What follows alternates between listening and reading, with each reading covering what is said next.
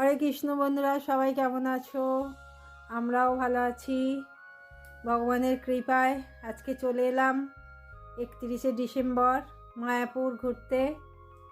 আর এসে আমাদের room booking করা ছিল, কিন্তু এত দূরে রুমটা যে আমাদের আর হেঁটে যেতে ভালো লাগছিল না, যার জন্য আবার অন্য জায়গায় ঘর দেখতে এসেছিলাম। দেখি কোথাও পেলাম না ঘর, আবার ওখানেই ঘুরে ঘুরে এসেছি। আর এসে এত ভিড় হয়েছে, দাঁড়িয়ে আছি।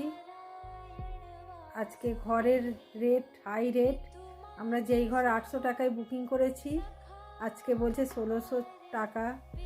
আগে থেকে বুকিং করে রেখেছিলাম বলে টাকাটা আর বেশি লাগলো না। এখন দাঁড়িয়ে আছি, ওখানে সই ফই করতে হবে। আর রুম থেকে বেরিয়ে চলে এসেছি মন্দিরে ভগবানকে দর্শন করতে, কিন্তু এখন মন্দিরে ঢোকা যাচ্ছে না, সব ব্যাগপত্র হাতে আছে বলে আর মন্দিরে এখন ঢুকতে পারছি না। এখন রুমে গিয়ে ফ্রেশ হয়ে তারপর পরে এসে মন্দিরে ঢুকবো। এখন দাঁড়িয়ে আছি।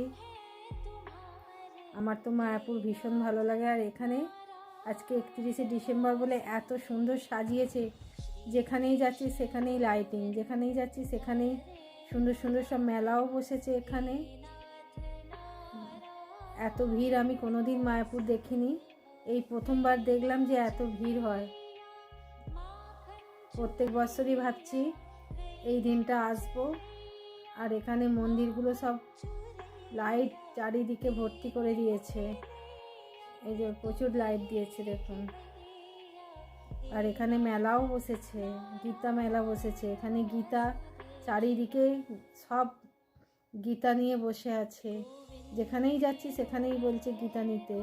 কিন্তু আমাদের তো বাড়িতে গীতা আছে, আমরা তো নিজেরা গীতা বিক্রি করি, যার জন্য আমরা